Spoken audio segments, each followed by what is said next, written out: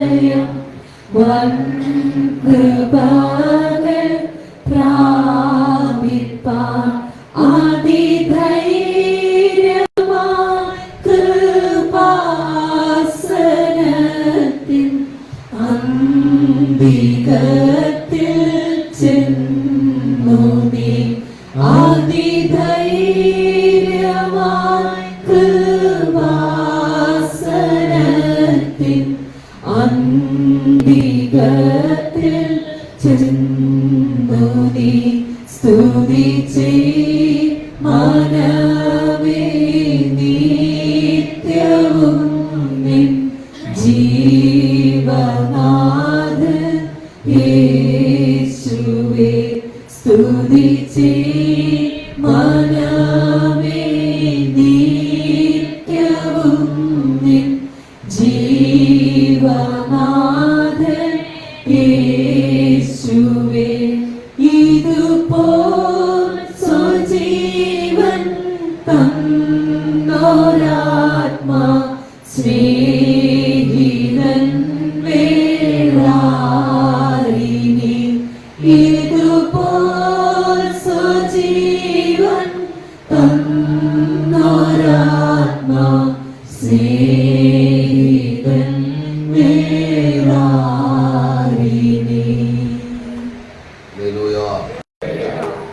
കർത്താവിന്റെ പൊന്നുനാമം മഹത്വമുണ്ട്. ഒരു വിശുദ്ധ ദിവസം കൂടെ ഒരുമിച്ച് കർത്താവിനെ ആരാധിപ്പാൻ ദൈവം നൽകിയ ഭാഗ്യകരമായ പദവിയെ ഓർത്ത് ദൈവത്തിന് നന്ദി പറയുന്നു. തന്നിരിക്കുന്ന എല്ലാവരെയും ക്രിസ്തുയേശുവിന്റെ നാമത്തിൽ സന്തോഷത്തോടെ സ്വാഗതം ചെയ്യും. നമുക്ക് ഒരുമിച്ച് ധ്യാനിപ്പാൻ കൊരിന്ത്യർക്ക് എഴുതിയ 1-ാം ലേഖനം 3-ാം അധ്യായം അതിൻ്റെ 9-ാമത് വചനം. 1 കൊരിന്ത്യർ 3-ാം അധ്യായം 9-ാമത് വചനം. നിങ്ങൾ ദൈവത്തിന്റെ കൂട്ടുവേലക്കാർ, നിങ്ങൾ ദൈവത്തിന്റെ കൃഷി, ദൈവത്തിന്റെ ഗൃഹനിർമ്മാണം. ഒരു നിമിഷം കൂടി നമുക്ക് പ്രാർത്ഥിക്കാം. എല്ലാവർക്കും പ്രാർത്ഥിക്കാം. ഞങ്ങൾ ദൈവത്തിന്റെ കൂട്ടുവേലക്കാർ, ദൈവത്തോട് ചേർന്ന് ദൈവരാജ്യത്തിന്റെ കെട്ടുപണിക്കായി നമുക്ക് ചേർന്ന് നിൽക്കുവാൻ, കർത്താവിന്റെ വേലയ്ക്ക് കൈത്താങ്ങൽ കൊടുക്കുവാൻ, കർത്താവിന്റെ വേലയിൽ വ്യാപൃതരായി തീരുവാൻ പരിശുദ്ധാത്മാവ് നമ്മെ ഓർപ്പിക്കുമ്പോൾ, നിങ്ങൾ ദൈവത്തിന്റെ കൃഷി, ദൈവത്തിന്റെ ഗൃഹനിർമ്മാണം. അഭിഷക്തൻ പറയുന്നു, ഞങ്ങൾ ദൈവത്തിന്റെ കൂട്ടുവേലക്കാർ, നിങ്ങൾ ദൈവത്തിന്റെ കൃഷി.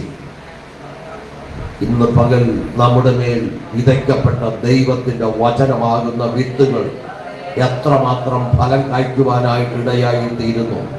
സ്വർഗത്തിലെ ദൈവത്തിന്റെ സന്നിധിയിൽ നമ്മുടെ ഹൃദയങ്ങളെ ഒന്ന് തുറക്കാമോ? നമ്മുടെ മനസ്സുകളെ ഒന്ന് തുറക്കാമോ?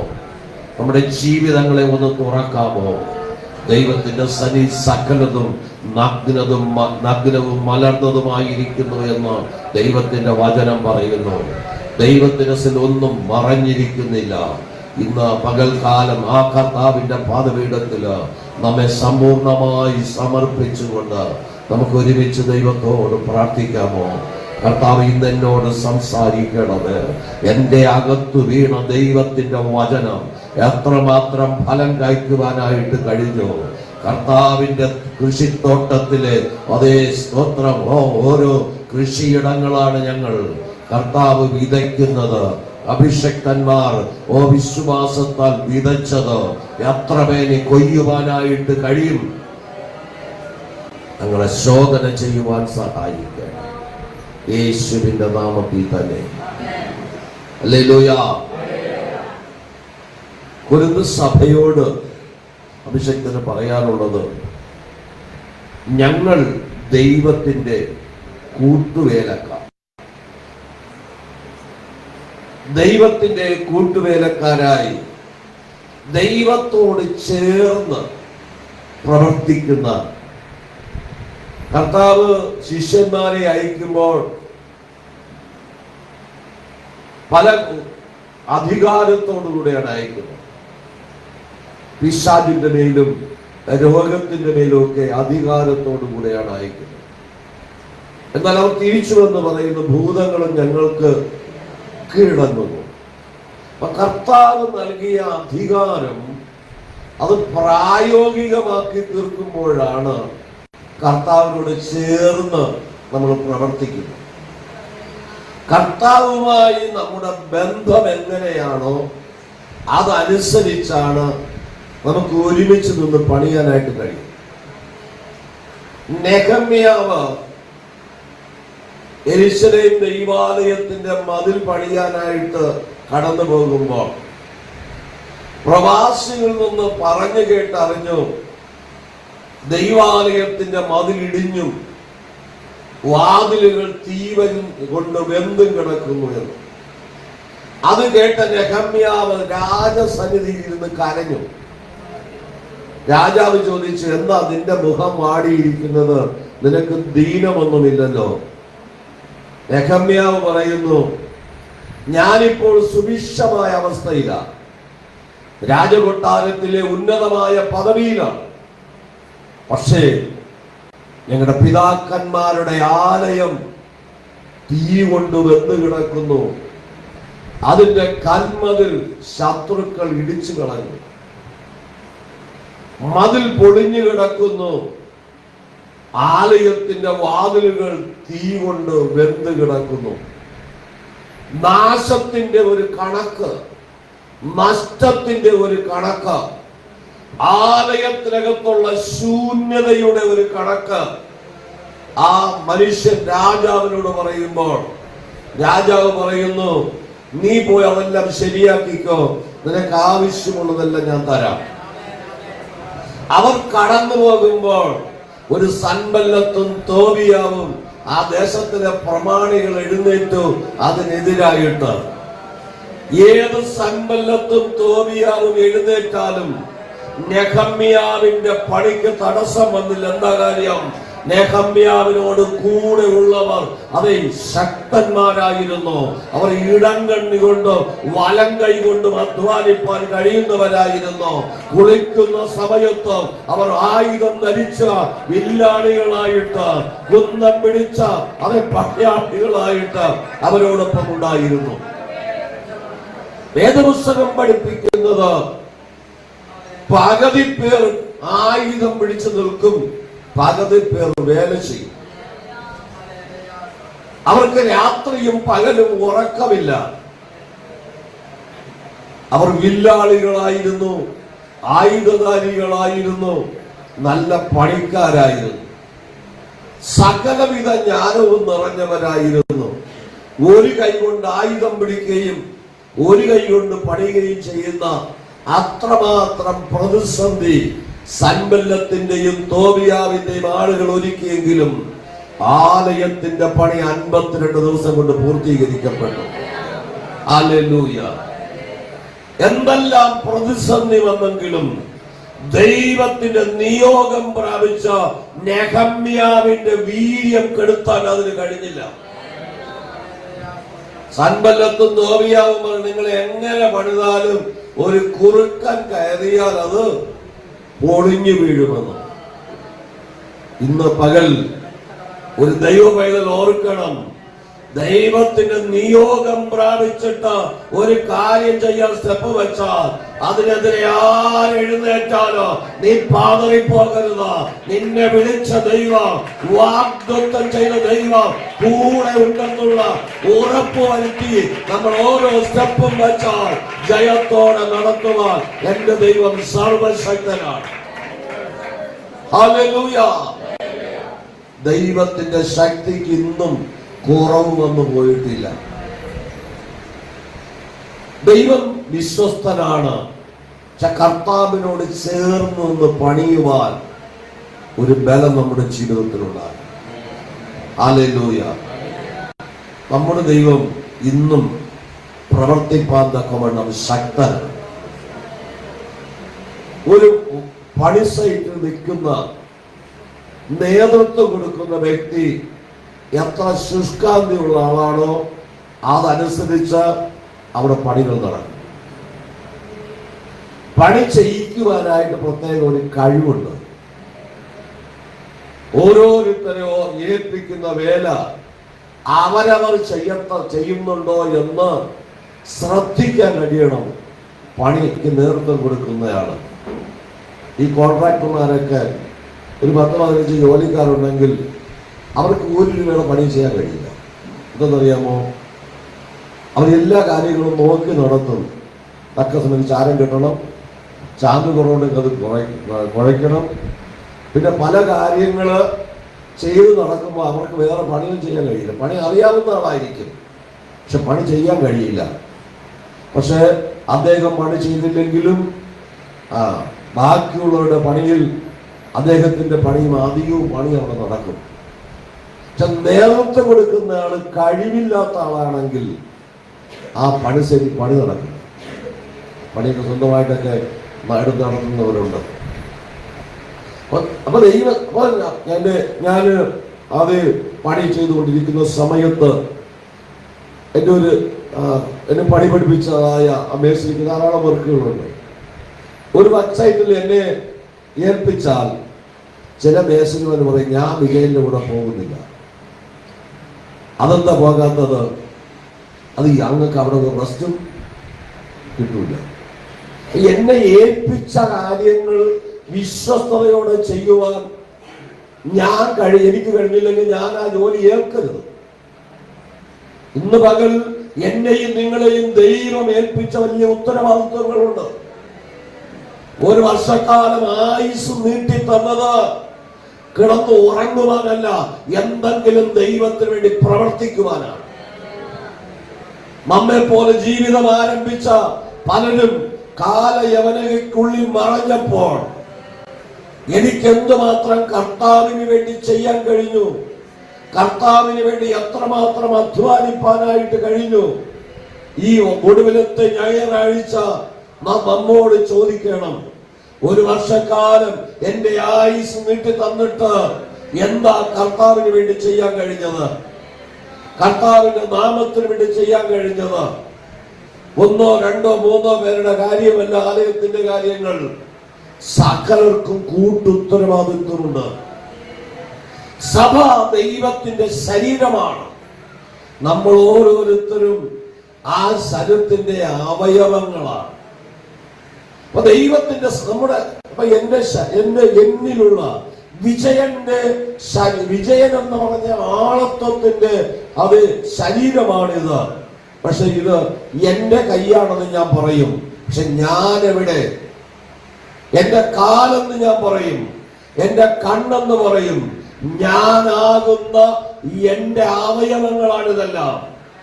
അതുപോലെ ക്രിസ്തുവിന്റെ ശരീരമാകുന്ന സഭ നമ്മൾ ഓരോരുത്തരും അവയവങ്ങളാണ്. നമ്മൾ ഓരോരുത്തരും കൂടി വരുമ്പോഴാണ് അതേ ക്രിസ്തുവിന്റെ ശരീരമായി മാറുന്നത്. ഒരു കൈക്ക് വേദന വന്നാൽ അത് ശരീരത്തെ മുഴുവൻ ബാധിക്കുന്നത് പോലെ ശരീരത്തിന്റെ സഭയാകുന്ന ശരീരത്തിലെ ഒരവയവത്തിന് ബലഹീനത വന്നാൽ അത് സകലരെയും ബാധിക്കുന്നതാണ്. ഈ 1 വർഷക്കാലം കർത്താവ് നമ്മെ നടത്തി, ദൈവം നടത്തിയ വിധങ്ങളെ ഓർത്ത് ദൈവത്തിന് നന്ദി പറയാൻ കഴിയണം. ഇവിടെ അഭിഷക്തൻ ഓർപ്പിക്കുന്നു, ഞങ്ങൾ ദൈവത്തിന്റെ കൂട്ടുവേലക്കാർ. വൺ ഷോ അല്ല, ഒറ്റയ്ക്കുള്ള പ്രയോഗമല്ല, ഒരുമിച്ച് പ്രയോഗിക്കുന്നു. ദൈവത്തെ ആരാധിക്കുന്ന ദൈവമക്കളുടെ ജീവിതത്തിൽ ഒരു ഐക്യതയുടെ അനുഭവം ഉണ്ടാകണം. ഏത് കാര്യത്തിലും 1 ഈർക്കിലെടുത്ത് 2 ഈർക്കിലെടുത്ത് അല്ലെങ്കിൽ 3 ഈർക്കിലെടുത്ത് ഒന്ന് 2ആയിട്ട് ഒടിച്ചാൽ നിഷ്പ്രയാസം ഓടിക്കാൻ പറ്റും. ഒരു 50 ഈർക്കിൽ ഒരുമിച്ച് വെച്ചിട്ട് ഓടിക്കാൻ കഴിയുമോ? ഇല്ല. അതാണ് സഭയുടെ ഐക്യം. എല്ലാ സഭകളും ഇതുപോലെ ഐക്യത്തിലായി വന്നാൽ ഉലകത്തിലെ ഒരു ശക്തിക്കും അതിനെ തകർക്കാൻ കഴിയില്ല. ഈ ദിവസങ്ങൾ കർത്താവിന്റെ വരവിന് ഏറ്റവും അടുത്തിരിക്കുന്ന സാഹചര്യങ്ങൾ നാം കണ്ടുകൊണ്ടിരിക്കുമ്പോൾ നമുക്ക് ഒരുമിച്ച് നിൽക്കാൻ കഴിഞ്ഞാൽ, ഒരുമിച്ച് പ്രാർത്ഥിക്കാൻ കഴിഞ്ഞാൽ, വേദപുസ്തകത്തിലേക്ക് നോക്കുമ്പോൾ സഭ ശ്രദ്ധയോടെ ഒരുമനപ്പെട്ട് പ്രാർത്ഥിച്ചപ്പോൾ അത് ജയിലറായി കിടന്ന പത്രോസ് പുറത്തു വന്നു.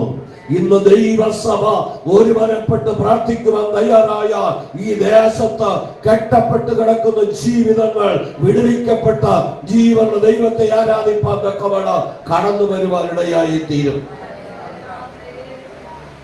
120 പേർ ഒരുമനപ്പെട്ട് പ്രാർത്ഥിപ്പാൻ തയ്യാറായപ്പോൾ സ്വർഗം തുറന്ന് ദൈവത്തിന്റെ പരിശുദ്ധാത്മാവ് ശക്തമായി ഇറങ്ങി വന്നു.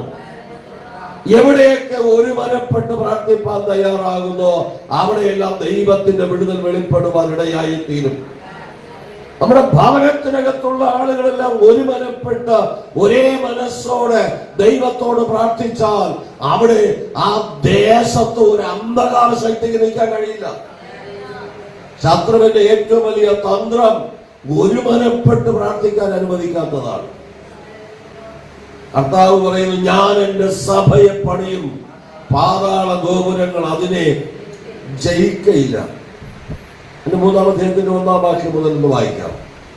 എന്നാൽ സഹോദരന്മാരെ, നിങ്ങളോട് എനിക്ക് ആത്മീയന്മാരോട് എന്ന പോലെ അല്ല, ജഡീകന്മാരോട് എന്ന പോലെ, ക്രിസ്തുവിൽ ശിശുക്കളായവരോട് എന്ന പോലെ അത്രേ സംസാരിപ്പാൻ കഴിഞ്ഞുള്ളൂ.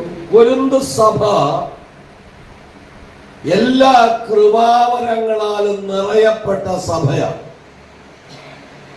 ഒരു കൃപാവരത്തിനും കുറവില്ലാത്ത സഭയെ നോക്കി പറയുന്നു, നിങ്ങളോട് ശിശുക്കളെ പോലെയാ സംസാരിക്കാൻ കഴിഞ്ഞിട്ടുള്ളൂ.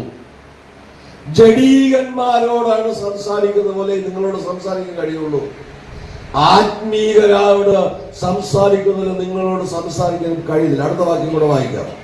ഭക്ഷണമല്ല, പാലത്രേ ഞാൻ നിങ്ങൾക്ക് തന്നത്. ഇതുവരെ നിങ്ങൾ പാല് മാത്രമാണ് തന്നത്. കട്ടിയായ ഭക്ഷണം തരാനുള്ള പക്വത നിങ്ങൾക്കായിട്ടില്ല.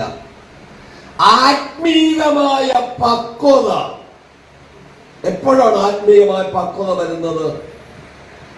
ഒരു 3 മാസം പ്രായമുള്ള ഒരു കുഞ്ഞിന് ഒരു ഏത്തക്ക അവിച്ച് ആ ഒരു പഴം മുഴുവനും കൊടുത്താൽ ആ കുഞ്ഞിന്റെ സ്ഥിതി എന്തായിരിക്കും?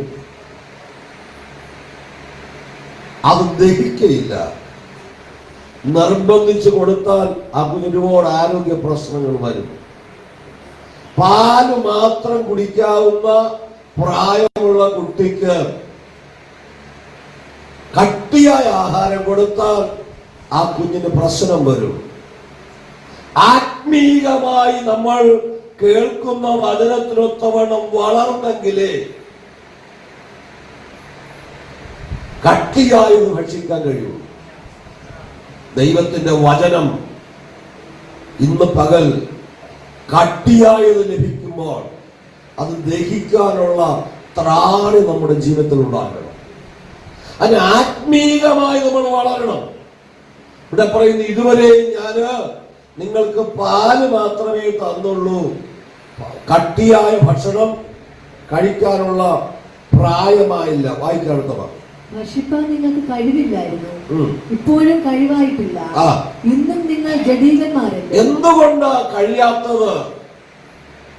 കൃപാവരങ്ങൾ നിറയപ്പെട്ട സഭയിൽ നിന്ന് ജഡത്തിന്റെ ചിന്തകൾ വിട്ടുപോയിട്ടില്ല.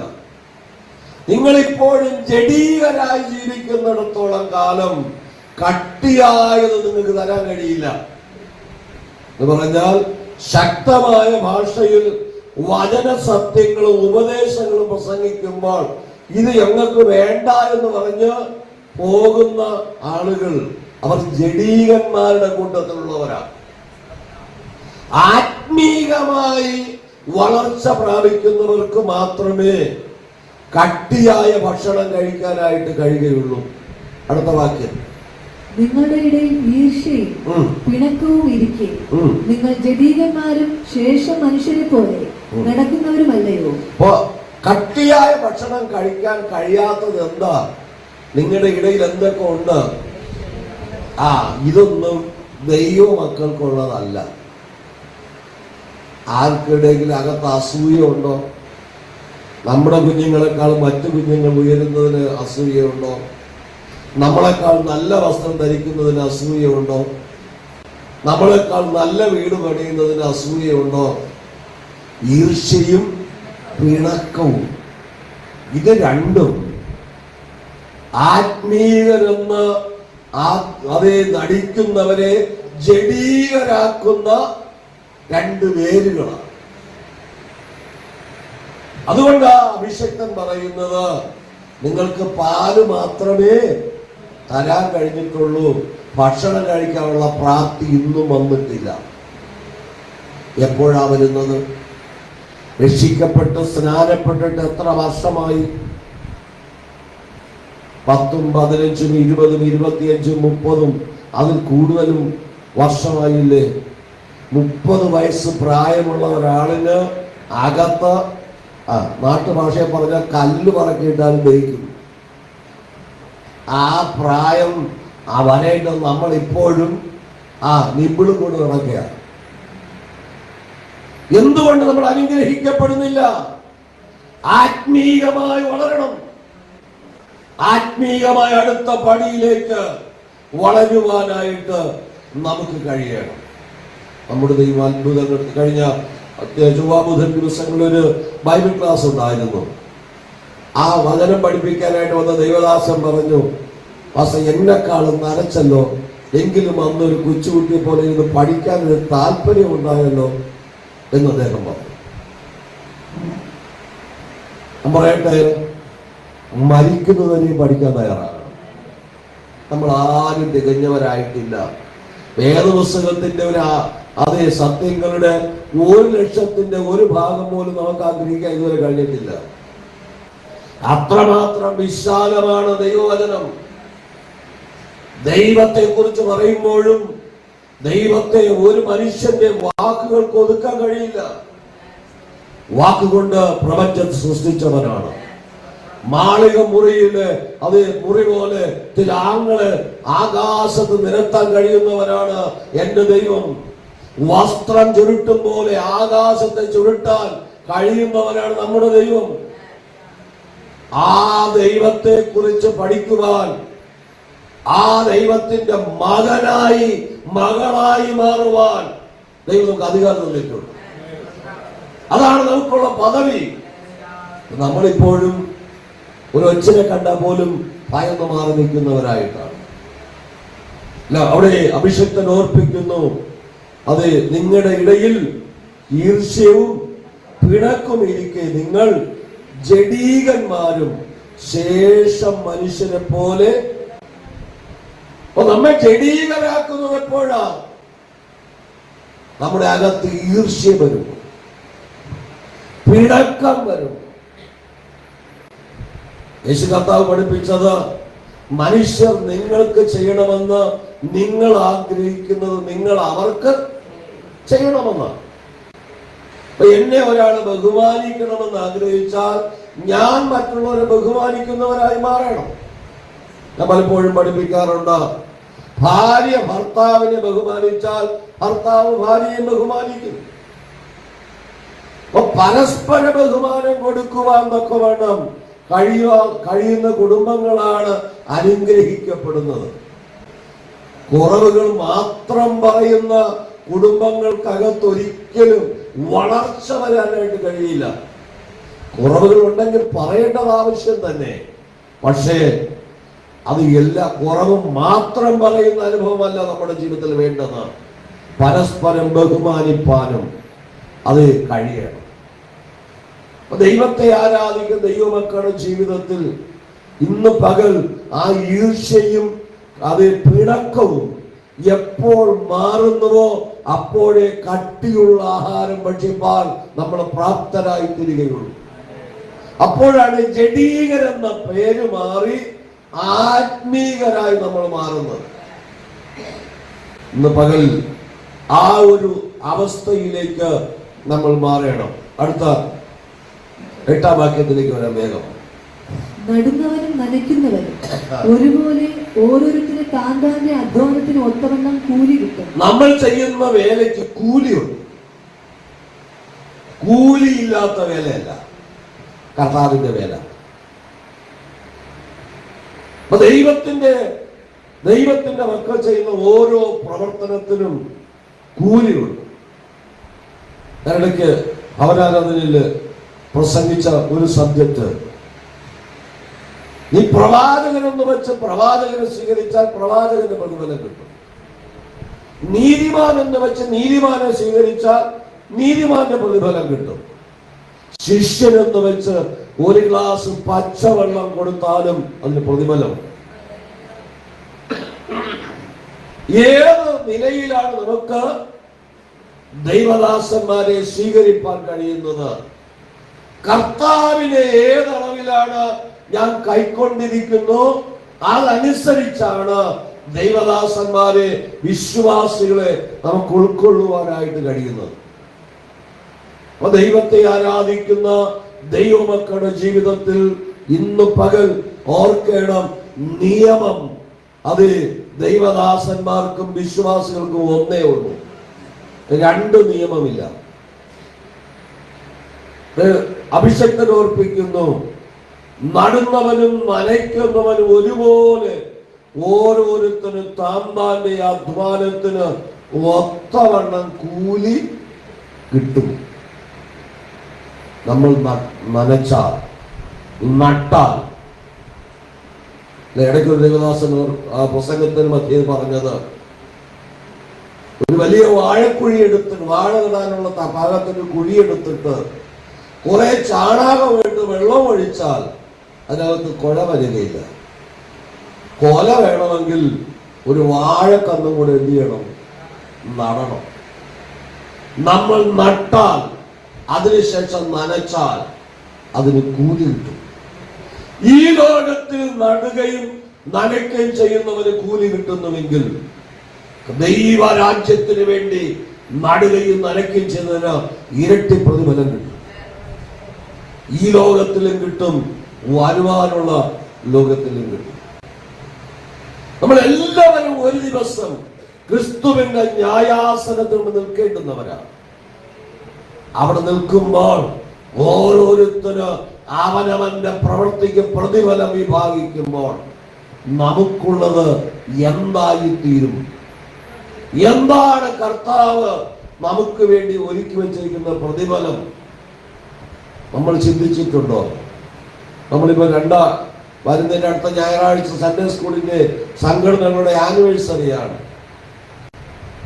എല്ലാ കുഞ്ഞുങ്ങൾക്കും പ്രൈസ് വാങ്ങിയിട്ടുണ്ട്. പക്ഷെ ഒരുപോലത്തെ പ്രൈസ് അല്ല വാങ്ങിയത്. എന്താണെന്ന് അറിയാമോ?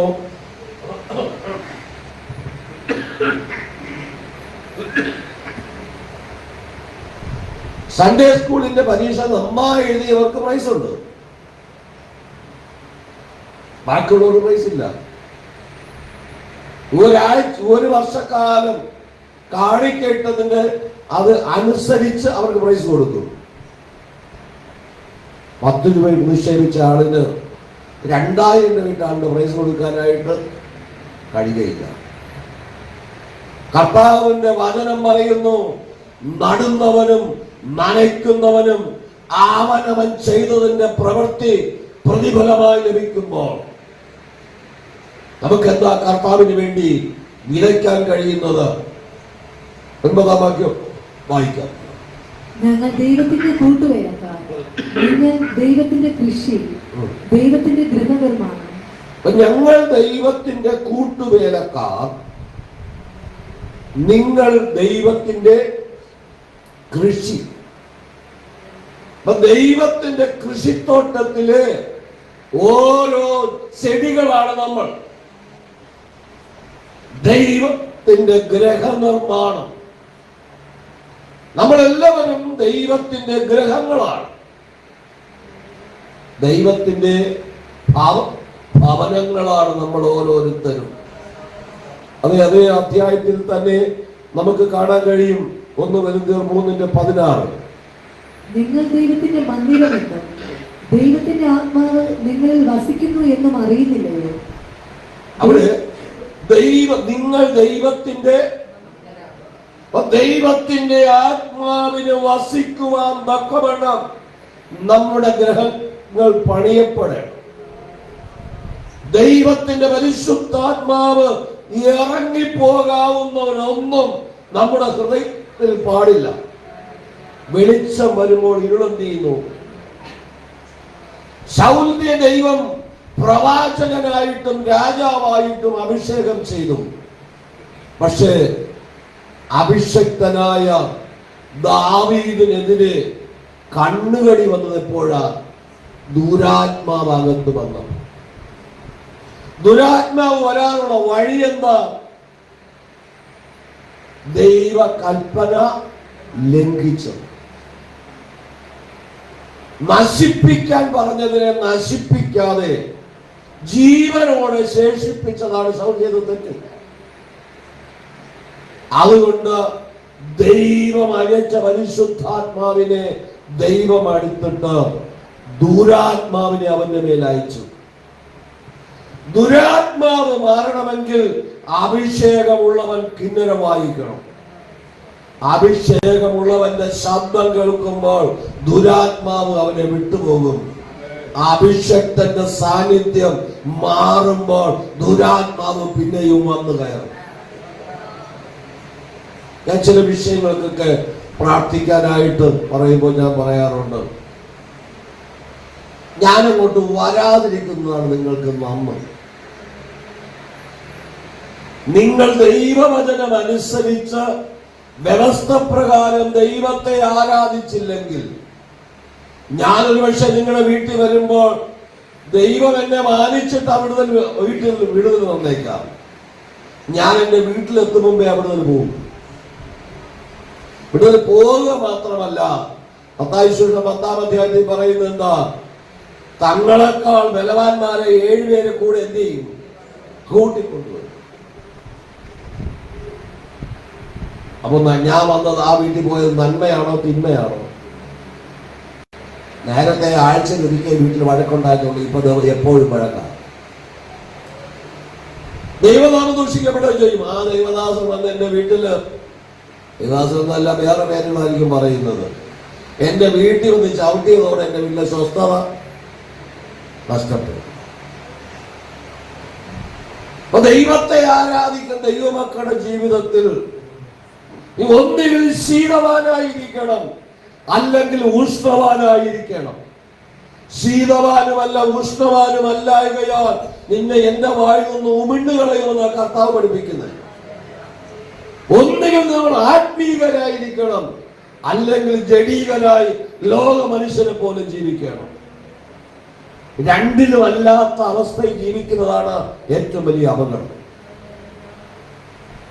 ഒന്നുകിൽ ദൈവപൈതലായി ജീവിക്കണം, പ്രാഗൽഭ്യത്തോടെ. ഞാനൊരു ദൈവപൈതലാണെന്ന് പറയാൻ ഏത് സാഹചര്യത്തിലും നമുക്ക് കഴിയണം. എന്താ? കർത്താവ് നമ്മുടെ അകത്തിരിക്കുമ്പോ ആ കർത്താവിനെ അപമാനിക്കാൻ പാടില്ല. കർത്താവിനെ അപമാനിക്കുന്ന ഒരു സ്ഥലത്തും പോയി നമ്മൾ ഇന്നു കൊടുക്കരുത്. ദൈവനാമം നമ്മിലൂടെ മഹത്വപ്പെടുവാനിടയായി തീരണം. ഞങ്ങൾ ദൈവത്തിന്റെ കൂട്ടുവേലക്കാർ. കർത്താവിനോട് ചേർന്നാണോ നമ്മുടെ പണികൾ?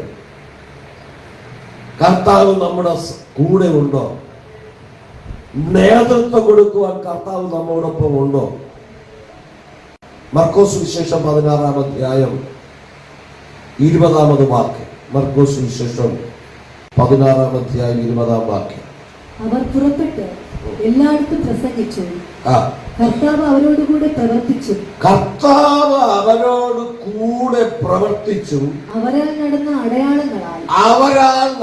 അടയാളങ്ങളാൽ വചനത്തെ ഉറപ്പിച്ചു പോന്നു. അത് 2 വാക്യം മുമ്പേ വായിക്കാം. ഇങ്ങനെ കർത്താവായ യേശു അവരോട് അരുളി ചെയ്ത ശേഷം സ്വർഗത്തിലേക്ക് എടുക്കപ്പെട്ടു, ദൈവത്തിന്റെ വലത്തുഭാഗത്തിരുന്നു.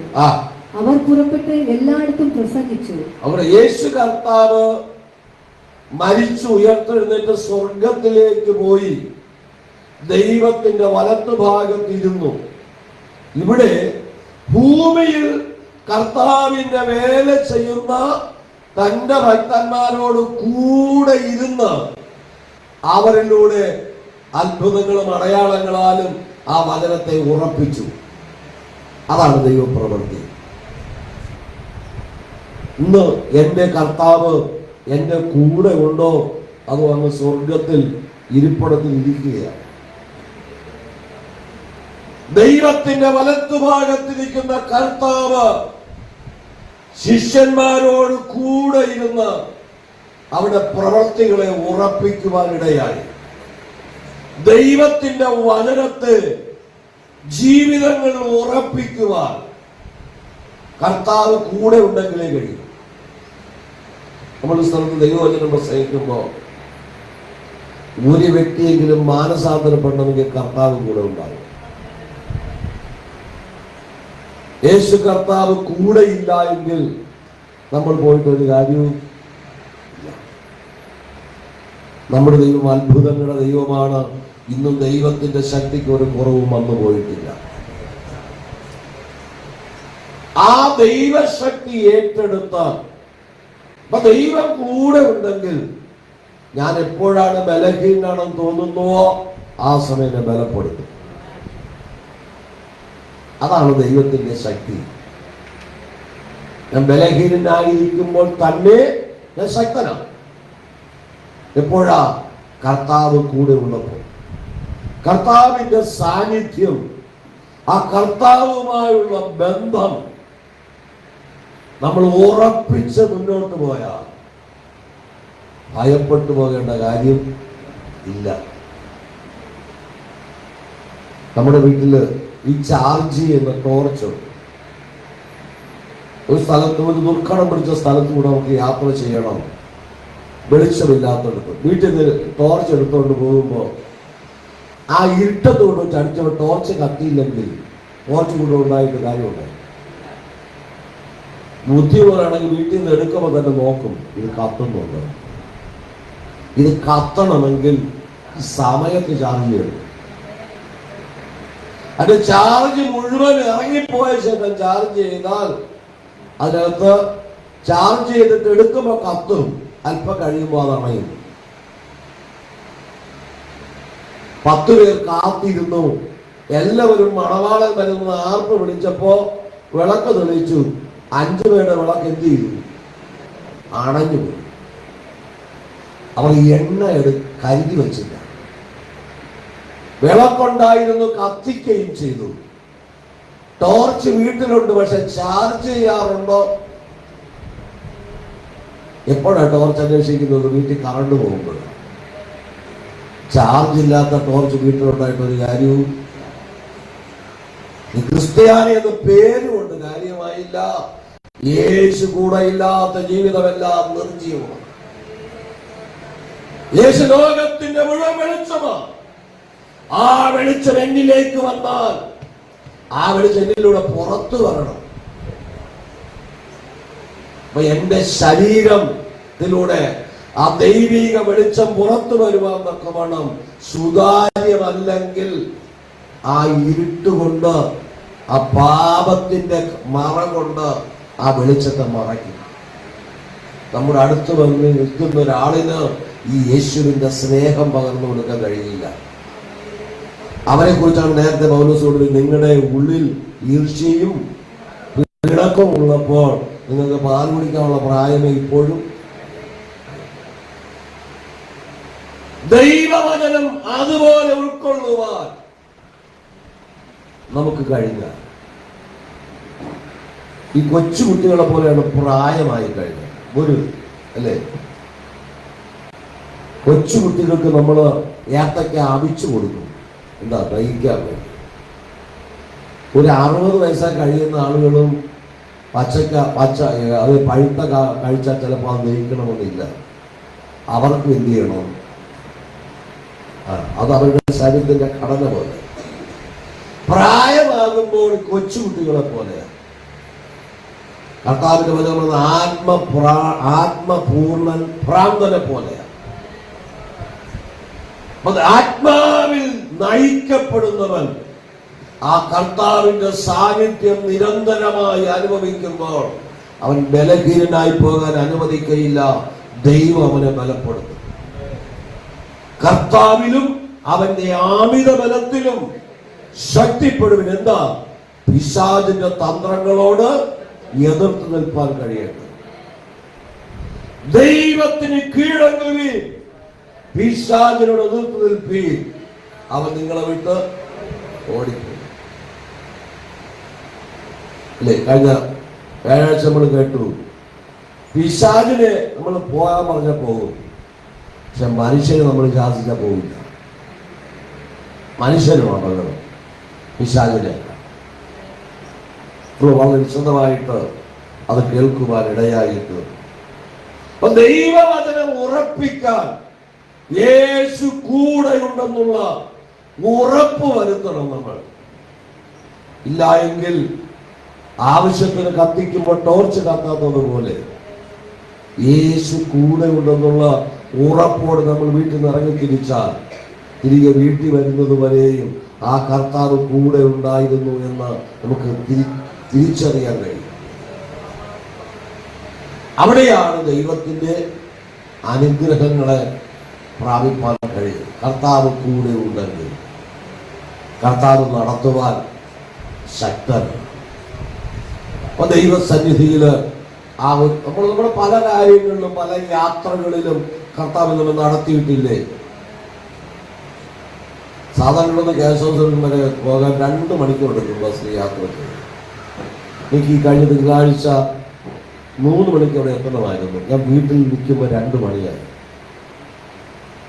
2 മണിക്ക് വീട്ടിൽ നിൽക്കുന്നേ 2:05 ബസ് സ്റ്റോപ്പിലെത്തി. ഞാൻ ബൈക്ക് ഇവിടുന്ന് ഓടിച്ച് ജംഗ്ഷനിലോട്ട് പോകുമ്പോൾ കർത്താവ് അവിടെ ഭവന പ്രതിഷ്ഠയാണ്. 3 മണിക്ക് എന്നെ എത്തിക്കും. സാധാരണ പോയാൽ 2 മണിക്കൂർ 2.5 മണിക്കൂറൊക്കെ എടുത്ത ദിവസമുണ്ട്. പക്ഷെ 3 മണിക്ക് കൃത്യം ദൈവം. അത് ദൈവത്തിന്റെ നീതി. മനഃപൂർവ്വമായിട്ടല്ല ഞാൻ വൈകിയത്. അപ്പൊ എന്നെ സംബന്ധിച്ചോളം ഒരു കാര്യത്തിനകത്ത് കൃത്യസമയത്ത് നിർബന്ധമുള്ളതാണ്. അപ്പൊ എന്നെ ദൈവമക്കളെ, നമ്മുടെ നിർബന്ധം പലപ്പോഴും ലോകത്തിന്റെ പല കാര്യങ്ങൾക്ക് വേണ്ടി മാത്രമല്ലേ ഉള്ളൂ. അതാണ് കർത്താവ് വചനം പഠിപ്പിക്കുന്നത്. നിങ്ങളിപ്പോൾ ശിശുക്കളാണ്. 2 കൊരിന്ത്യർ ലേഖനം 6-ാം അധ്യായം 1-ാം വാക്യം ഒന്ന് വായിക്കാം. നിങ്ങൾക്ക് ദൈവത്തിന്റെ കൃപ ലഭിച്ചത് വ്യർത്ഥമായി തീരരുത് എന്ന് ഞങ്ങൾ സഹപ്രവർത്തിക്കാരായി നിങ്ങളെ പ്രബോധിപ്പിക്കുന്നു. അപ്പൊ നമ്മള് ഈ ദൈവദാസന്മാരുടെ പ്രബോധനം, നിങ്ങൾക്ക് ലഭിച്ച കൃപ വ്യർത്ഥമായി തീരരുത്. മറിയോട് ദൂതൻ വന്ന് പറഞ്ഞു, കൃപ ലഭിച്ചവളെ നിനക്ക് വന്ദനം. മറിയയ്ക്ക് കൃപ ലഭിച്ചത് വലിയ പ്രതിസന്ധിയെ നേരിടാനുള്ള കൃപയാണ്. അപ്പനില്ലാത്ത മകനെ പ്രസവിച്ചു എന്ന പരാതി തുടങ്ങി അവസാനം താൻ നോക്കി നിൽക്കുമ്പോ 33 വയസ്സ് പ്രായമുള്ള തന്റെ ആ യൗവനക്കാരനായ മകനെ കാലിലും ആണികൾ തറയ്ക്കുന്നത് നോക്കി നിൽക്കേണ്ടുന്ന ഒരവസ്ഥ മറിയുന്നു.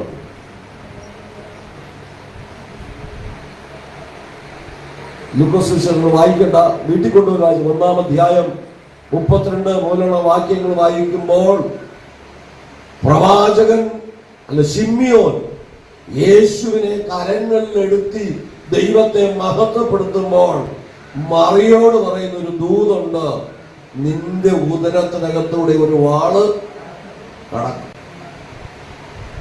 ഇത്രയും മറിയ പ്രതീക്ഷിച്ചിട്ടുണ്ടാകയില്ല. കന്യകയായ മറിയയുടെ അടുക്കൽ ഇറങ്ങി വന്ന ദൂതൻ പറയുകയാ, കൃപ ലഭിച്ചവളെ നിനക്ക് വന്ദനം.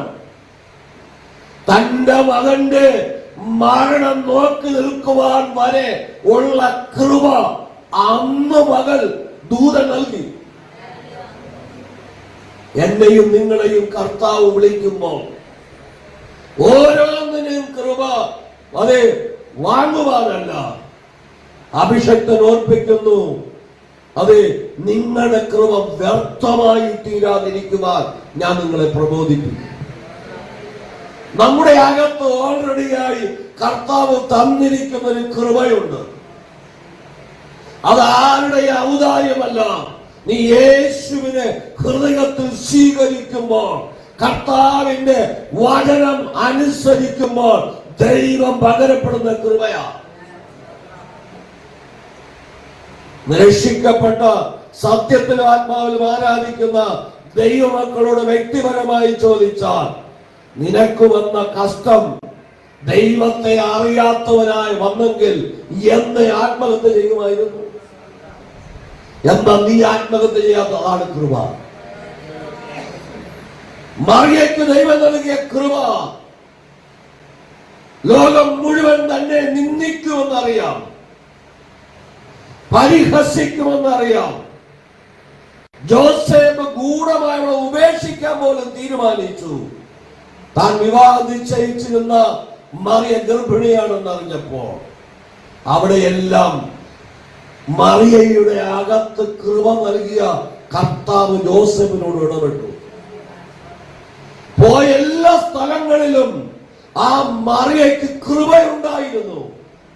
പ്രതിസന്ധികളെ ജയിക്കാനുള്ള കൃപ ദൈവം നൽകിയത് അവൾ ചോർത്തിക്കളഞ്ഞില്ല. ഇതാ ഞാൻ കർത്താവിന്റെ ദാസി, നിന്റെ വാക്കുപോലെ എനിക്ക് ഭവിക്കട്ടെ എന്ന് പറഞ്ഞ് തന്നെ വിധേയപ്പെടുത്തി കൊടുത്തപ്പോൾ ദൈവം പകരപ്പെട്ട കൃപ ചോർത്തിക്കളഞ്ഞില്ല. 120 പേർ ഒരുമിച്ച് മാളിക മുറി കൂടിയിരിക്കുമ്പോഴും ഈ മറി അതിനകത്ത് ഉണ്ടായിരുന്നു. ജീവിതത്തിൽ വന്ന പ്രയാസങ്ങള്, കഷ്ടതകള്, ശോധനകള്, തന്റെ മകനെ നല്ല യൗവനത്തിൽ ലോക ക്രൂശിക്ക് നോക്കി നിൽക്കേണ്ടി വന്ന ഒരു അമ്മ, ഏതമ്മയ്ക്കാൾ കഴിയുന്നത്? പക്ഷെ അവിടെ ക്രൂശിക്കുന്നതോട് കർത്താവ് പറയുന്നു, നിന്റെ മകനായ ഞാൻ മരിക്കുമ്പോൾ നിനക്കൊരു മകന് ആണ് യോഹന്നാൻ. യോഹന്നാൻ പറഞ്ഞു, ഇന്നു മുതൽ നിന്റെ അമ്മയാണ് എന്റെ അമ്മ.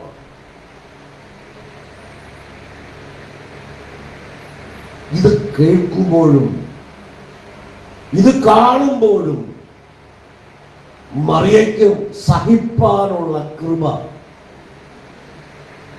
രക്ഷിക്കപ്പെട്ട ഒരു ദൈവമായി തന്നെ ദൈവം പകരപ്പെടുന്ന കൃപ വ്യർത്ഥമാക്കി തീർക്കരുത്. അതിനാണ് ഈ കേൾക്കുന്ന പ്രബോധനങ്ങളൊക്കെ. എഫേസ്യ ലേഖനം 2-ാം അധ്യായം 20 മുതലുള്ള വാക്യങ്ങൾ, എഫേസ്യ ലേഖനം 2-ാം അധ്യായം 20 മുതൽ 22 വരെയുള്ള വാക്യങ്ങൾ വായിക്കാം. ക്രിസ്തു യേശു തന്നെ മൂലക്കല്ലായിരിക്കെ നിങ്ങളെ അപ്പോസ്തലന്മാരും പ്രവാചകന്മാരും എന്ന അടിസ്ഥാനത്തിന്മേൽ പണിതിരിക്കുന്നു. അപ്പൊ എന്നെയും നിങ്ങളെയും പണിതിരിക്കുന്നത് ഈ ലോകത്തിന്റെ അടിസ്ഥാനത്തിലല്ല, ക്രിസ്തു യേശുവാകുന്ന അടിസ്ഥാനത്തിന്മേലാണ് എന്നെയും നിങ്ങളെയും പണിതിരിക്കുന്നത്. നമ്മുടെ അടിസ്ഥാനം, നമ്മൾ പാട്ട് പാടാറുണ്ട്, എന്റെ അടിസ്ഥാനം അത് ക്രിസ്തുവിൽ. ഭക്തൻ ചോദിക്കുന്നു, അടിസ്ഥാനം മറിഞ്ഞുപോയ നീതിമാൻ? നമ്മുടെ ക്രിസ്തു മറിഞ്ഞു പോകുന്ന അടിസ്ഥാനമല്ല. ഞാൻ ആരെ വിശ്വസിച്ചിരിക്കുന്നു എന്ന് ഞാൻ അറിയുന്നു, അവൻ എന്റെ ഉപനിധി ആ ദിവസം വരെ കാക്കുവാൻ ശക്തനെന്ന് ഉറച്ചിരിക്കുന്നു. രക്ഷിക്കപ്പെട്ട സ്നാനപ്പെട്ട ദൈവത്തെ സത്യത്തിലും ആത്മാവിലും ആരാധിക്കുന്ന ദൈവമേ, നിന്റെ അകത്ത് എന്റെ അപ്പനിട്ട നിത്യജീവന്റെ വിത്ത് നിന്നെ നിത്യത വരെ കൊണ്ട് എത്തിക്കുവാൻ മതിയായതാണ്. വഴിയിൽ വിട്ടിട്ട് പോകുന്ന ഒരു ദൈവത്തെ നമ്മൾ സേവിക്കുന്നു. നമ്മുടെ ലക്ഷ്യം നിത്യതയാണെങ്കിൽ, നമ്മുടേതായ വാഞ്ച ദൈവരാജ്യമാണെങ്കിൽ, ദൈവരാജ്യത്തെ കുറിച്ച് ഒരു വെളിപ്പാട് അകത്ത് വരുമ്പോഴാണ് ഈ ലോകത്തിൽ ലാഭമായി തോന്നുന്ന ചിലതിനൊക്കെ ഛേദമെന്നെണ്ണാൻ കഴിയുന്നു, ചിലതിനൊക്കെ വിട്ടുകളയുവാനായിട്ട് കഴിയുന്നു. അടുത്ത ഭാഗം കൂടെ, അവനിൽ കെട്ടിടം മുഴുവനും യുക്തമായി ചേർന്ന് കർത്താവ് വിശുദ്ധ മന്ദിരമായി വളരുന്നു. അപ്പോ അവിടെ ക്രിസ്തുവാകുന്ന അടിസ്ഥാനത്തിന്മേൽ പണിയപ്പെട്ടാൽ ആ കെട്ടിടം മുഴുവനും വളരും. യുക്തമായി ചേർന്ന് യോഗ്യമായ അതേ വളർച്ച അതിനകത്തുണ്ടാകും. അപ്പൊ ദൈവവചനം കേട്ട് അതിന് വളർച്ച പ്രാപിക്കുക. ഇന്നും പാല് കുടിച്ച് മാത്രം നിൽക്കാതെ കട്ടിയായത് ഭക്ഷിക്കാൻ ഒരു വളർച്ച നമുക്ക് ആവശ്യം. ആത്മീകമായി നമ്മൾ വളരണം. ആത്മീകമായി വളരുവാൻ ദൈവവചനം കൂടിയേ തീരും. അടുത്ത ഭാഗം കൂടെ, അവനിൽ നിങ്ങളെ ദൈവത്തിന്റെ നിവാസമാകേണ്ടതിന്, അവൻ നിങ്ങളെയും ദൈവത്തിന്റെ നിവാസമാകേണ്ടതിന് ആത്മാവിനാൽ ഒന്നിച്ചു പണിതു വരുന്നു. ആത്മാവിനാൽ ഒന്നിച്ച് പണിതു വരുന്നു. ലോകത്തിന്റെ പണിയല്ല, ആത്മാവിനാൽ ഒന്നിച്ച് പണിയപ്പെടും.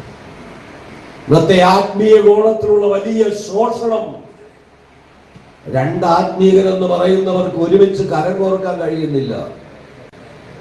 രണ്ട് വിശ്വാസികൾ കുടുംബങ്ങൾക്ക് ഒരുമിച്ച് കരം കോർക്കാൻ കഴിയുന്നില്ല. അതല്ലേ ഇന്നത്തെ ആത്മീയ നിലവാരം. ഒരു ദൈവദാസൻ രോഗിക്ക് വേണ്ടി പ്രാർത്ഥിക്കുമ്പോൾ ഒന്ന് സ്തോത്രം പറയുവാനുള്ള മനസ്സെങ്കിലും ഉണ്ടാകണം.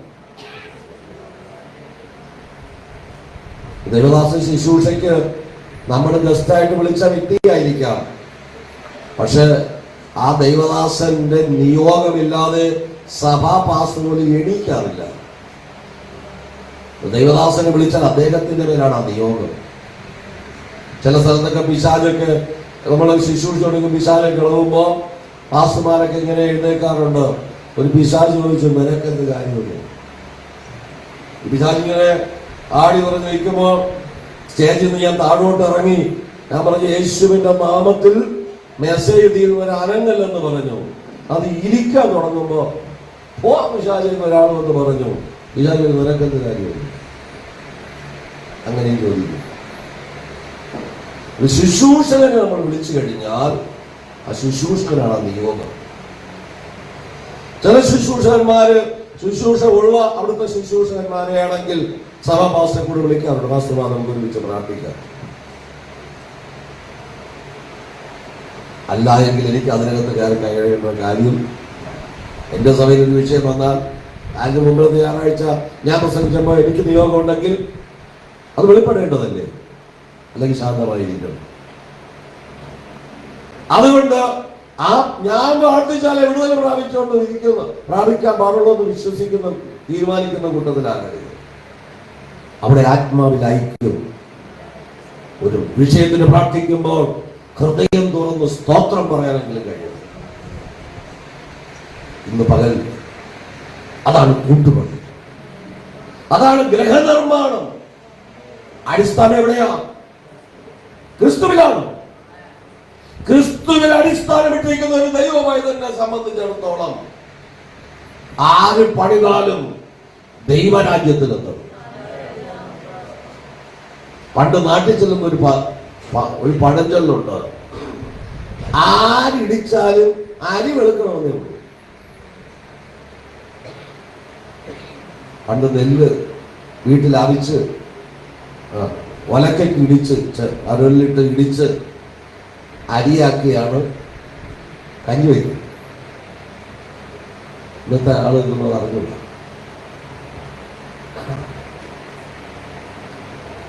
നെല്ല് അരിക്കാൻ പോലും അറിഞ്ഞില്ലാത്ത അമ്മമാരും ഇന്നത്തെ അമ്മമാരും ഉണ്ട്, കണ്ടിട്ടില്ലാത്ത ആളുകളും ഉണ്ട്. നമുക്കത് വിടാം. ആര് ആണ് അത് നെല്ല് തളർന്നാലും കഞ്ഞി വയ്ക്കാൻ തക്കവണ്ണം അരി വെളുത്തെങ്കില് രുചിയുണ്ടാകും. അതിന് പരിചയമുള്ളവര് നെല്ലിടിച്ച് അത് അരിയാക്കി കഴിയുമ്പോൾ മുറത്തിലിട്ട് ഞാൻ നോക്കും, മുഴുവൻ നെല്ലും അതിനകത്ത് കാണും. മുഴുവൻ നെല്ല് പറക്കി മാറ്റാതെ കഞ്ഞി വെച്ചാൽ ചോറ് കഴിക്കുമ്പോൾ ആക്കിയകത്ത് കുത്തുകൊള്ളും. നമ്മൾ അങ്ങനെയുള്ള നെല്ലുകളാവരുത്. ഈടിക്കുമ്പോൾ വെളുത്തോണം. ഹല്ലേലൂയ. ഇടിക്കുമ്പോൾ വെളുക്കാത്തതിനെ നെള്ളി പറക്കിയിട്ട് ഒന്നേന്ന് ഇടിക്കും. അതിന് അനേക വിശ്വാസികളെ എത്ര ഇടിച്ചാലും വെളുക്കാത്തവരുണ്ട്. ഇല്ല, എന്നെയും നിങ്ങളെയും ദൈവം വിളിച്ചിരിക്കുന്നത് ക്രിസ്തുവാകുന്ന അടിസ്ഥാനത്തിന്മേൽ പണിയപ്പെടാൻ. നമ്മുടെ അടിസ്ഥാനം ക്രിസ്തുവാണെങ്കിൽ, നമ്മുടെ ലക്ഷ്യം ദൈവരാജ്യമാണെങ്കിൽ, ഓരോ ദിവസവും ആത്മാവിൽ വളരണം, ആത്മാവിൽ ബലപ്പെടണം. സൽസ്വാർത്ഥ വാക്യമുണ്ട്, ഭോഷനെ ഉരലിട്ട് ആവിൽ പോലെ ഇടിച്ചാലും അവന്റെ ഭോഷത്വം വിട്ട് മാറുകയില്ല. നമ്മളെ ദൈവം അവിലാക്കി ഇടിക്കാനല്ല, അരിയാക്കി പ്രയോജനപ്പെടുത്തുക. കർത്താവിന്റെ സന്നിധിയിൽ മറിയയ്ക്ക് ലഭിച്ച കൃപ എന്താണ്? എനിക്കൊരു മകനെ കിട്ടിയെന്ന് പറയാൻ മാത്രമല്ല, തന്റെ ജീവിതത്തിൽ ആ യൗവനക്കാരനായ മകനെ പടയാളികൾ ക്രൂശിക്കുന്നത് നോക്കി നിൽക്കുവാനുള്ള കൃപ വരെ യേശു ജനിക്കുന്നതിന് മുമ്പേ മറിയുടെ മേൽ പകരപ്പെട്ടു. പരിശുദ്ധാത്മാവിന് പറയുന്ന ദൂതുണ്ടോ, നിന്നെ കർത്താവ് വിളിക്കുന്ന സമയത്ത് നിന്റെ മേൽ പകരപ്പെട്ട ദൈവ കൃപ നിന്റെ അവസാന ശ്വാസം വരെയും നിലനിൽക്കുവാനുള്ളതാണ്. ഇടയ്ക്ക് പകയും അസൂയയും വന്ന് കയറാതിരുന്നാൽ മതി. പകയും അസൂയയുമാണ് നിന്നെ ജഡീകനാക്കി മാറ്റുന്നത്. ഈ കൃപ ചോർത്തിക്കളയും. ദൈവവചനം വിട്ടുപോകാതെ 1 പത്രോസിന്റെ ലേഖനം 2-ാം അധ്യായം അതിന്റെ 5-ാമത് വാക്യം വായിക്കുമ്പോൾ, 1 പത്രോസിന്റെ ലേഖനം 2-ാം അധ്യായം 5-ാം വാക്യം, മാന്യം ദൈവസന്നിധിയിൽ ശ്രേഷ്ഠവും മാന്യവുമായ ജീവനുള്ള കല്ലായ അവന്റെ അടുക്കൽ വന്നിട്ട് നിങ്ങളും ജീവനുള്ള കല്ലുകൾ എന്ന പോലെ, നിങ്ങളും ജീവനുള്ള കല്ലുകൾ എന്ന പോലെ ആത്മീക ഗൃഹമായി യേശുക്രിസ്തു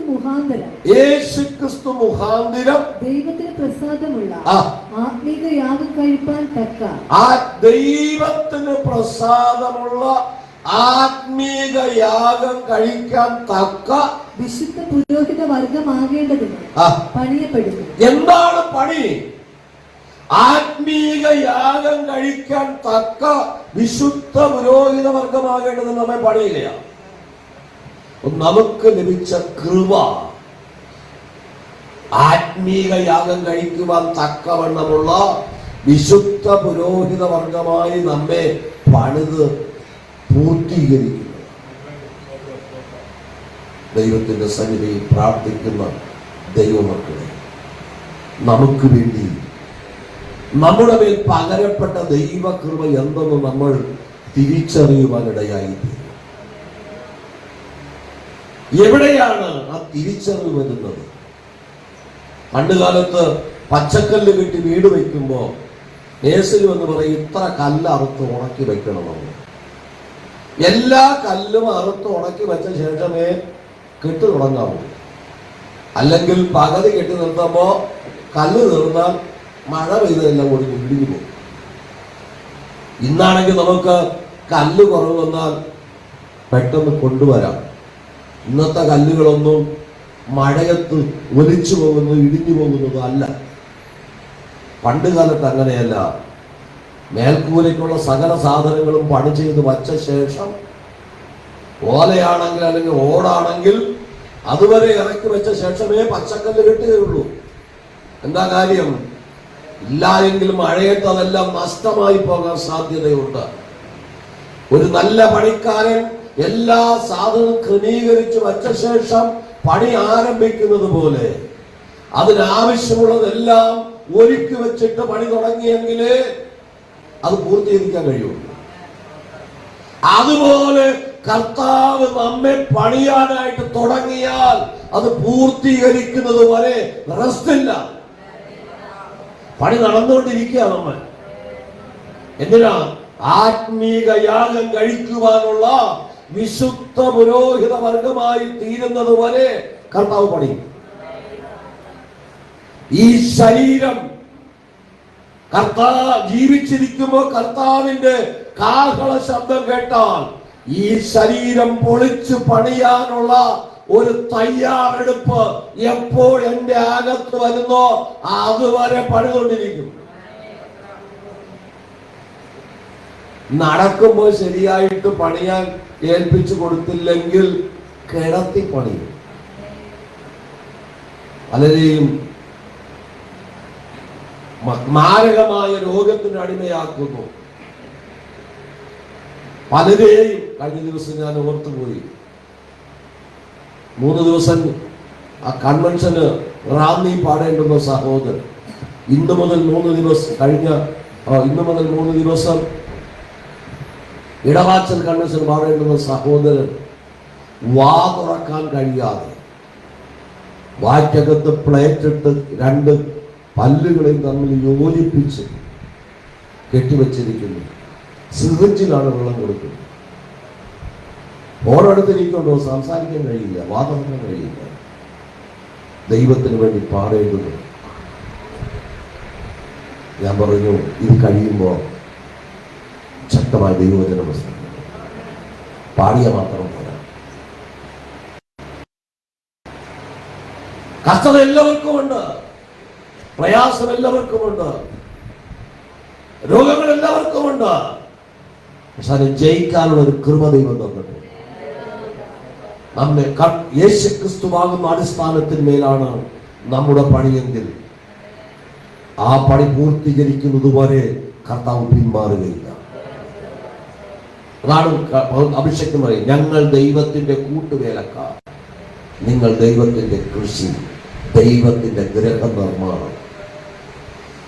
ദൈവത്തിന്റെ കൃഷിയാണ് ദൈവത്തെ ഗൃഹനിർമ്മാണം.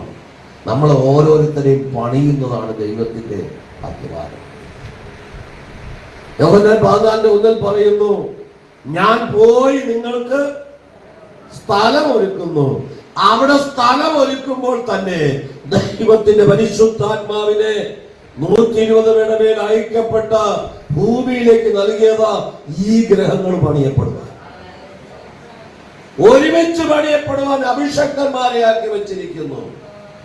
നാം കേൾക്കുന്ന ദൈവവചനം നമ്മുടെ ആത്മീയ ഗ്രഹത്തിന്റെ പണി പൂർത്തീകരിക്കുവാൻ. പൗലോസ് പറഞ്ഞു, ഞാൻ നല്ല പോർ പൊരുതി, ഓട്ടം തികച്ചു, വിശ്വാസം കാത്തു, നീതിയുടെ കിരീടം എനിക്കായി വെച്ചിരിക്കുന്നു. എനിക്ക് മാത്രമല്ല, ആ കർത്താവിൽ പ്രിയവചന സകലർക്കും. എത്ര പേർക്ക് അങ്ങനെ ഉറപ്പായി പറയാൻ കഴിയും? എന്നാൽ ആ ഓളം കർത്താവിന് വേണ്ടി ഓടാൻ കഴിയും. എന്റെ ശരീരത്തിന്റെ ഒരുക്കം പൂർത്തിയാക്കിയാൽ പിന്നെ ഇവിടെ വച്ചേക്കുകയില്ല കർത്താവ്.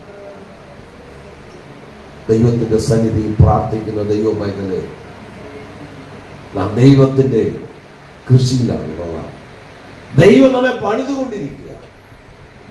നമ്മുടെ അടിസ്ഥാനം യേശു ക്രിസ്തുവാണ്.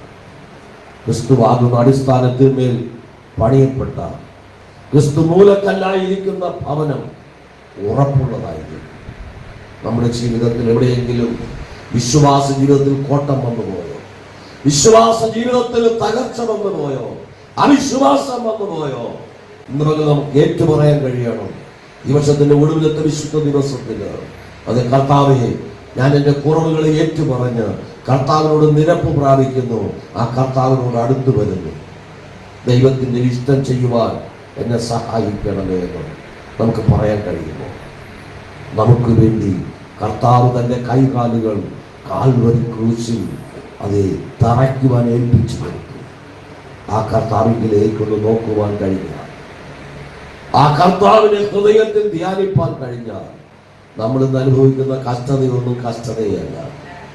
നമുക്കെല്ലാവർക്കും എഴുന്നേൽക്കാം, ആ ദൈവത്തോട് പ്രാർത്ഥിക്കാം. ദൈവസന്നിധി നമ്മെ തന്നെ ഏൽപ്പിച്ച് എല്ലാ കണ്ണുകളും അടച്ച് ഹൃദയത്തിന്റെ ആഴങ്ങളിലൂടെ ആ ദൈവത്തിന് നന്ദി പറയുക. 1 വർഷക്കാലം ദൈവം നമ്മെ നടത്തിയില്ലേ?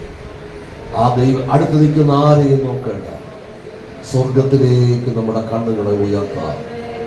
അപ്പാ, അങ്ങനെ പണിയുന്നു എന്ന് പലപ്പോഴും തിരിച്ചറിയാൻ കഴിഞ്ഞില്ല. എന്റെ അടിസ്ഥാനം എവിടെയാണെന്ന് തിരിച്ചറിയാൻ പലപ്പോഴും കഴിയാതെ പോയി. യേശു ക്രിസ്തുവാകുന്ന അടിസ്ഥാനത്തിന്മേൽ കർത്താവിനെ നിർത്തിയിരിക്കുന്നു. കർത്താവേ, അങ്ങനെ പണിയണമേ. അങ്ങയുടെ കരങ്ങളിൽ കുശവന്റെ കയ്യിൽ കളിമണ്ണ് പോലെ ഏൽപ്പിക്കുന്നു. എത്ര പേർക്ക് ഏൽപ്പിച്ചു കൊടുക്കുവാൻ കഴിയും? അത് വിശുദ്ധ യാഗം കഴിക്കുവാൻ തക്ക, ആത്മീക യാഗം കഴിപ്പാൻ തക്കവണ്ണമുള്ള വിശുദ്ധ പുരോഹിത വർഗമായി നമ്മെ പണിയപ്പെടുവാൻ നാം കർത്താവിന്റെ അടുക്കലേക്ക് ചെന്നിട്ട് നാം ജീവനുള്ള കല്ലായി മാറണം. ക്രിസ്തു ജീവനുള്ള കല്ലാണ്. ആ ജീവനുള്ള കല്ലിന് മാത്രമേ അതേ സഞ്ചരിക്കാൻ കഴിയുള്ളൂ. ആത്മീയഗ്രഹമായ നമുക്ക് സഞ്ചരിക്കുവാൻ തക്കവണ്ണം നാം കർത്താവിന്റെ അടുക്കൽ ചെന്നിട്ട് നമ്മൾ ജീവനുള്ള കല്ലായി മാറണം. ആ കർത്താവ് ആയിട്ടുള്ള ബന്ധം നമുക്ക് ജീവൻ നൽകുന്നതാണ്. നിത്യജീവന്റെ വിത്ത് നമ്മുടെ അകത്ത് നൽകപ്പെട്ട ആ ജീവനുള്ള കല്ലായി മാറിയാലേ നമ്മെ കർത്താവിന് ചേർത്ത് പണിയാനായിട്ട് കഴിയുകയുള്ളൂ. ആ കർത്താവിന്റെ സന്നിധിയിൽ നമുക്ക് അടുത്ത് വരാമോ? കർത്താവേ, എന്നെയും കൂടെ ചേർത്ത് പണിയണമേ. എവിടെയൊക്കെയോ എന്റെ ആത്മീക ജീവനില് കുറവ് വന്നു പോയെങ്കിൽ, ഇല്ല, ഇന്ന് പകൽ എന്നെ പൂർണ്ണനാക്കണമേ. ആത്മാവിൽ എന്നെ ബലപ്പെടുത്തണമേ. അഭിഷേകത്താൽ എന്നെ പൂർണ്ണനാക്കണമേ. കർത്താവിനോട് ചേർത്ത് പണിയുവാൻ, കർത്താവിന് എന്നെ പണിത് പൂർത്തീകരിപ്പാൻ തക്കവണ്ണം എന്നെ കർത്താവിന്റെ സ്ഥിതി വിധേയപ്പെടുത്തുന്നു. എത്ര പേർക്ക് ഏൽപ്പിച്ചു കൊടുക്കാൻ കഴിയും? ഏതൊക്കെയോ മേഖലയില് ആത്മീക ജീവിതത്തിൽ ശോഷണം വന്നു പോയെങ്കിൽ, പ്രാർത്ഥനാനുഭവത്തിൽ കുറവ് വന്നു പോയെങ്കിൽ, വേദപുസ്തക വായനയിൽ കുറവ് വന്നു പോയെങ്കിൽ, കൂട്ടായ്മ ബന്ധത്തിൽ കുറവ് വന്നു പോയിട്ടുണ്ടെങ്കിൽ, സഭായോഗം മുടക്കേണ്ടുന്ന സാഹചര്യം ജീവിതത്തിൽ വന്നു പോയിട്ടുണ്ടെങ്കിൽ, ദൈവത്തോട് ഏറ്റുപറയാം. ആ കർത്താവിനോട് ഏറ്റുപറയാം. ആ കർത്താവിന് അസാധ്യമായ ഒന്നുമില്ല. അസാധ്യങ്ങളെ സാധ്യമാക്കുന്ന ദൈവം ഇന്ന് പകൽക്കാലം നമ്മുടെ നടുവിലുണ്ട്. ഒരു മഹാവീരനെ പോലെ എന്റെ കർത്താവ് നമ്മുടെ നടുവിൽ ഇറങ്ങി വന്നിട്ടുണ്ട്. ഏതൊക്കെയോ മേഖലയില് പണിയപ്പെടണമോ അതെല്ലാം പണിയപ്പെടുവാൻ, നമ്മെ ഒരു തികഞ്ഞവനാക്കി തീർക്കുവാൻ, പാല് മാത്രം കുടിക്കുന്ന അനുഭവമല്ല, ഭക്ഷണം കഴിക്കുവാനുള്ള പ്രാപ്തിയിലേക്ക് ദൈവം നമ്മെ വളർത്തുവാനായിട്ട് ആഗ്രഹിക്കുന്നു. അതിനായി ഒന്ന് സമർപ്പിച്ചു കൊടുക്കാമോ? ഹൃദയത്തിന്റെ ആഴങ്ങളിൽ നിന്ന് ആ കർത്താവിന് നന്ദി പറയുവാൻ. ദൈവം ഇതുവരെ നടത്തി, കർത്താവ് വീഴാതെ വണ്ണം ഞങ്ങളെ താങ്ങി നടത്തി. വീണു പോകാവുന്ന അനേക സാഹചര്യങ്ങൾ വന്നപ്പോൾ കർത്താവ് ഞങ്ങളെ ഉപദേശിച്ചോ, ഇതല്ല വഴി, ഇതാകുന്നു മകനെ, ഇതാകുന്നു മകളെ വഴി എന്ന് പറഞ്ഞ ഞങ്ങളെ നേരായ പാതയിൽ നടത്തി. ആ വചനം ഞങ്ങളോട് ഇടപെട്ടുകൊണ്ടിരുന്നു. ഞങ്ങളെ കേട്ട വചനം ഞങ്ങളെ നിത്യതയിലേക്ക് എത്തിക്കുവാൻ ദൈവത്തിന്റെ സന്നിധിയിൽ ഏൽപ്പിച്ചു കൊടുക്കാം. ഹൃദയത്തിന്റെ ആഴങ്ങളിൽ നിന്ന് ആ ദൈവത്തിന് നന്ദി പറയുവാൻ. ഓ റീബ ഖഡദറബ ശിബഗലദറബ ബഖഡദരിബ റഖലദരിബ ശബഗഡദറബബബബബബ റീഖഡദറബബബബബബ. ആ കരങ്ങളെ തട്ടി ആദരങ്ങളെ തുറന്ന് അന്യഭാഷകളിൽ ആ ദൈവത്തിന് മഹത്വം കൊടുക്കുവാൻ എത്ര പേർക്ക് കഴിയുന്നു? ഹൃദയം തുറന്ന് ദൈവത്തെ സ്തുതിച്ച് നിന്റെ രോഗത്തിന്റെ കെട്ടുകളെ അഴിക്കുക. ഓ ഹല്ലേലൂയ! നിർമ്മലമായ ഒരു ഹൃദയം ഇന്ന് പകൽ സൃഷ്ടിക്കപ്പെടുകയാ. ക്രിസ്തുവാകുന്ന അടിസ്ഥാനത്തിന്റെ മേൽ നിന്നെ പണിയുവാൻ.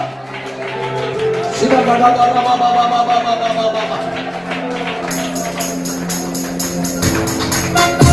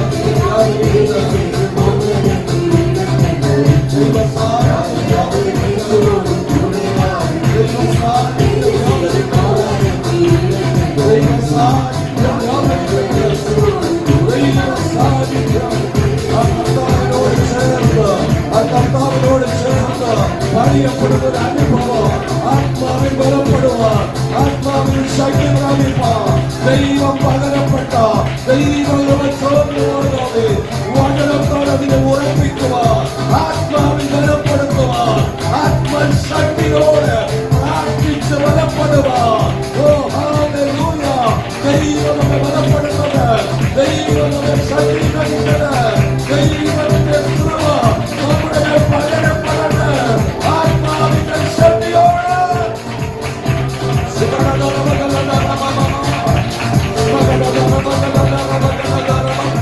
പരിശുദ്ധനായ ദൈവമേ, സ്വർഗ്ഗസ്ഥ പിതാവേ, ഞങ്ങളെ കേൾപ്പിച്ച വചനങ്ങൾക്കായി സ്തോത്രം.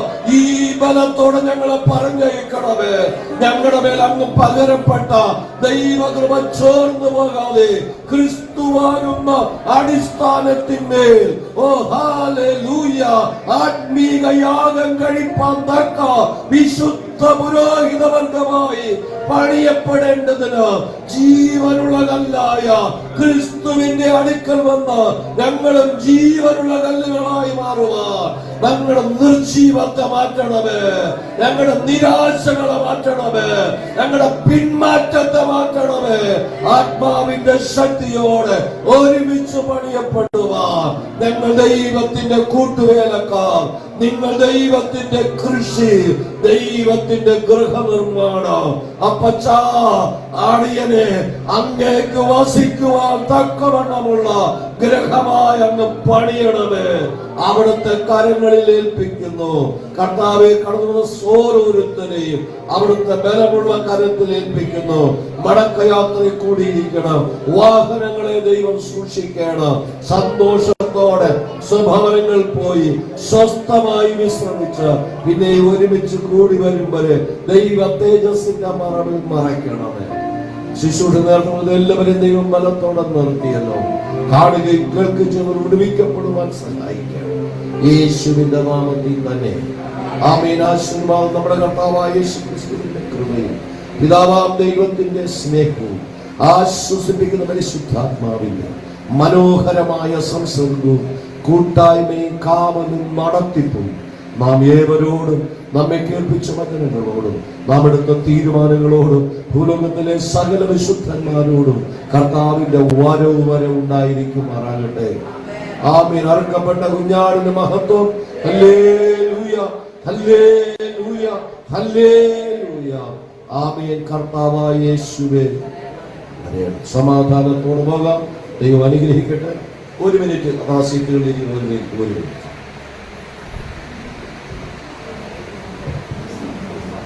നമ്മുടെ ഈ സ്തോത്ര പ്രാർത്ഥന ലിസ്റ്റിൽ ചെറിയ ക്രമീകരണം എന്തെങ്കിലും